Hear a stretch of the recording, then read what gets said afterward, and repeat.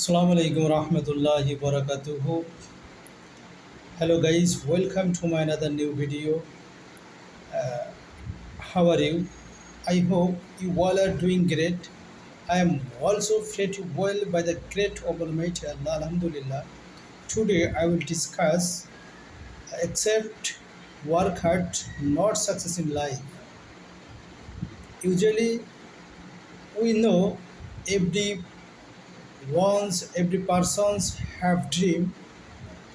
If you want to success dream in your life, of course you have to work hard, otherwise not possible success your dream in your life.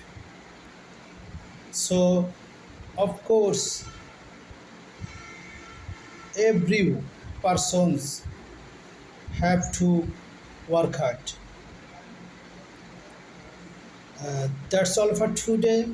Thank you all for listening to me with patience. See you later, inshallah.